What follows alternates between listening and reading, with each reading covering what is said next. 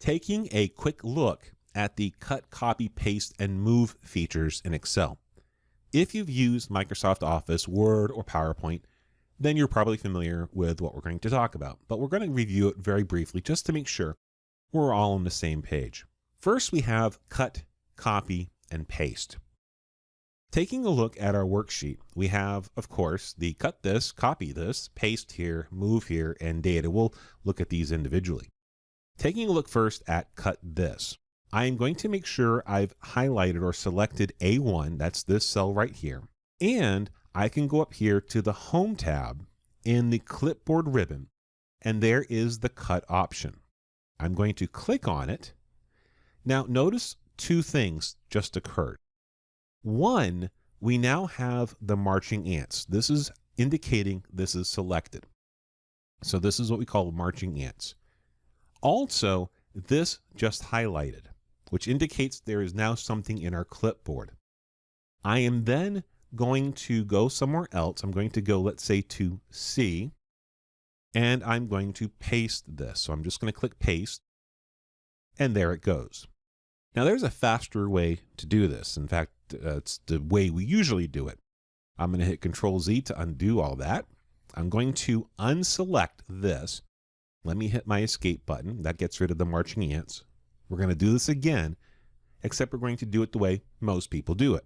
We're going to select A1. We're going to click Control and X. That's the keyboard shortcut for cut.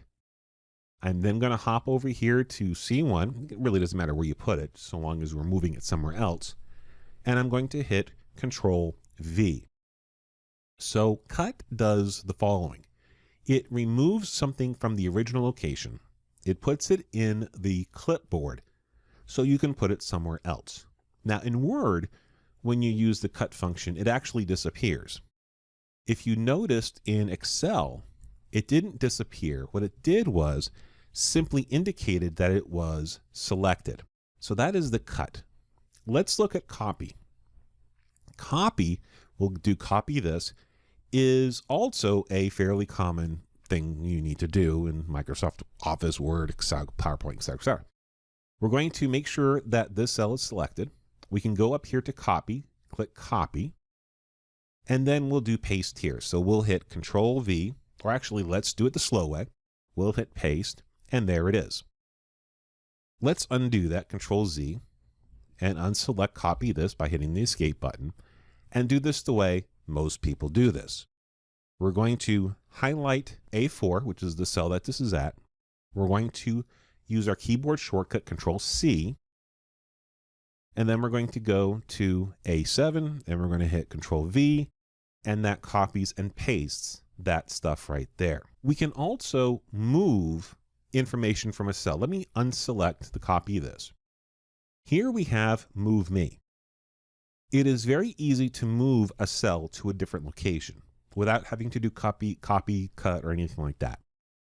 We select our cell. We move to the edges of the cell. Notice that the cursor changes. Once it turns into that, then we can move this cell somewhere else. So I'm going to click and drag, and as you can see, the box is highlighted, and we'll just drop it over here, and there it is. We just moved that cell.